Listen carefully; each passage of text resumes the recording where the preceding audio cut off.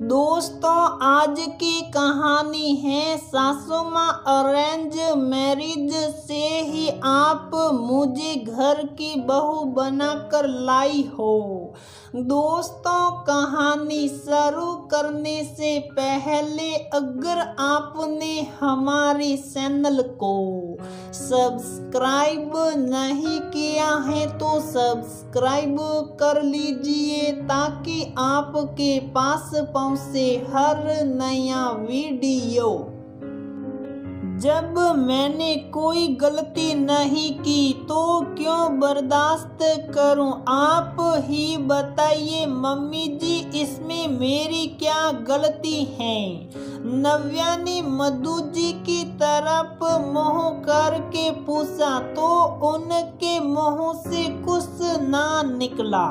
पलक ननद है तुम्हारी तो तुम्हें उसके साथ ऐसे नहीं बोलना चाहिए। थोड़ी देर रुक कर ससुर जी बोले, पापा जी दीदी का पूरा सम्मान करती हूँ, लेकिन इसका मतलब ये नहीं कि मैं अपना आत्म सम्मान ही दाव पर लगा दूँ। नव्या पूरे आत्मविश्वास के साथ बोली, लेकिन उसकी आवाज में एक तड़प थी। नव्या और शशांक की अरेंज मैरिज हुई थी। ससुराल में शशांक के अलावा सास ससुर, एक देवर और ननद हैं। जैसा कि अक्सर होता है, शादी के बाद से ही नव्या सबकी आंख में कांटे की तरह चुभती हैं। ये तो आज तक किसी के समझ नहीं आया कि शादी होते ही वो लड़की सबसे बुरी हो जाती है जो रिश्ता होने के बाद से अच्छी लग रही होती है। खैर, मुद्दे पर आते हैं। नव्या के साथ किसी का भी व्यवहार अच्छा नहीं था, फिर भी नव्या शशांक के प्यार के भरोसे सबको खुश करने में लगी रही और सबकी बातों को नजरअंदाज करती रही। आज नव्या की ननद पलक और ननदोई शादी के बाद पहली बार घर आए थे। नव्या ने उनके मटर पनीर, छोले भटूरे, पुलाव, गाजर का हलवा, रसगुल्ले वगैरह बहुत सा सामान बनाया था। घर में आज तक किसी ने उसके बनाए खाने की तारीफ नहीं की थी। नव्या को भी आज तक समझ नहीं आया था कि अगर उनके हिसाब से वो खाना अच्छा नहीं बनाती तो भी उससे इतना सब सामान क्यों बनवाया जाता है और सब खाते भी पूरे शौक से हैं। बस उस खाने में कमी निकालते जाना है। कहते हैं ना, बर्दाश्त करने की भी हद होती है। खाना खाने के समय पलक ने आदत के अनुसार खाने में कमी निकालनी शुरू कर दी। भाभी, छोले में मसाला कम है, मटर पनीर में टेस्ट नहीं आ रहा, कैसा खाना बनाती हो भाभी? इतने साल हो गए आज तक परफेक्शन नहीं आया। थोड़ी देर बाद रजत ने देवर जी से पूछ ही लिया, साले साहब आप शादी के लड्डू कब खिला रहे हैं? तो पलक एकदम से बोली, अरे रजत जी, आपको नहीं पता, छोटी भैया की शादी तो हमसे पहले ही हो जाती। ये तो नव्या भाभी नहीं चाहती कि छोटा भैया की शादी हो, क्योंकि देवरानी के आने से इनका राजपाट खत्म हो जाएगा। आज नव्या के बर्दाश्त की सीमा पार हो गई। घरवालों के बीच अगर कोई कुछ बोले तो इतना बुरा नहीं लगता।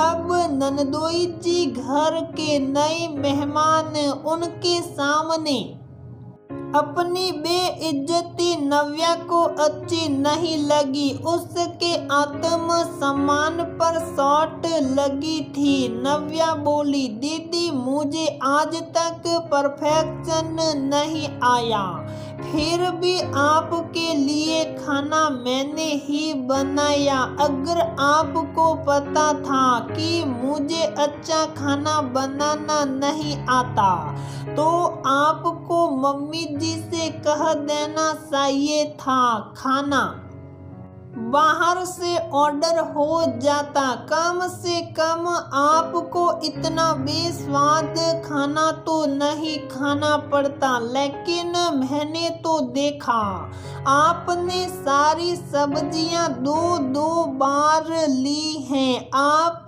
मेरे अंदर परफेक्शन की कमी बता रही हैं। आपके अंदर कितना परफेक्शन है अब पता लग जाएगा जब आप ससुराल में अपने कामों से सबको खुश कर देगी। मैंने तो आज तक आपको रसोई में काम करते नहीं देखा। नव्या के इतना कहते ही पलक और उसकी माँ का मुंह बन गया। भाभी आपको समझ नहीं है क्या कि आप किसके सामने ऐसे बोल रही हैं? वो तो अच्छा हुआ रजत जी का फोन आ गया और वो बात करने के लिए बाहर चले गए। अगर वह ये सब सुन नहीं पाए, वरना वो क्या सोचते और क्या आप यही चाहती हैं कि ससुराल में सब मुझे टॉर्चर करे जैसे आप मुझे मायके में टॉर्चर कर रही हो?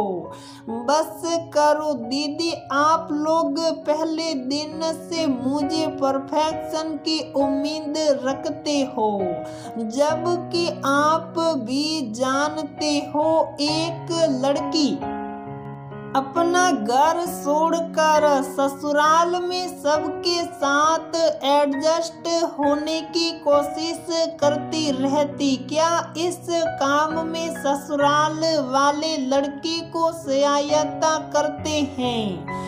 मम्मी जी, इस घर में आप मुझे बहू बनाकर लाई थी। मैं अरेंज मैरिज करके इस घर में आई थी, लव मैरिज करके नहीं इस घर की बहू बनी। तो इसमें मेरी क्या गलती है? मैं या मेरे मम्मी पापा तो आपके पास रिश्ता लेकर नहीं आए थे।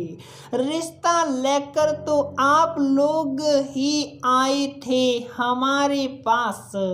शादी से पहले तो मेरे हाथ का बनाया खाना बहुत अच्छा लगता था। शादी के बाद क्या हो गया? मुझे देवर जी शादी से क्यों दिक्कत होने लगी? देवरानी के आने से मुझे तो आराम ही होगा ना? क्यों ससुराल वाले बहू में परफेक्शन ढूंढते हैं? क्या वो खुद एक दिन भी परफेक्शन से काम लेते हैं? मैं इस घर में बहू बनकर आई तो इसमें मेरी क्या गलती है जो मैं सबका गुस्सा और नफरत बर्दाश्त करती रहूं? अब मुझसे भी बर्दाश्त नहीं होता। अगर आपको मुझसे इतनी ही दिक्कत है तो मैं ये घर छोड़कर चली जाती हूँ। फिर देवर जी की शादी करके परफेक्ट बहू लाना, कहकर नव्या कमरे में जाने लगी तो शशांक बोला, माँ नव्या की बात सही है। आज तक मैंने पलक में भी इतना परफेक्शन नहीं देखा जितना नव्या को कहा जाता है। बेटे बहू की बात सुनकर मधु जी को अपनी और पलक की गलती समझ आई। वह बोली, बहू तुम्हें कहीं जाने की जरूरत नहीं है, गलती हमारी है जो हम समझ ही नहीं पाए कि एडजस्ट दोनों तरफ से किया जाता है, एक तरफ से नहीं। पलक को भी अपनी आंखों के सामने वही सीन घूमने लगे जब नव्या को कुछ न कुछ कहकर वो उसकी बेइज्जती कर देती थी। आज फर्क ये है, नव्या की जगह पलक खड़ी थी।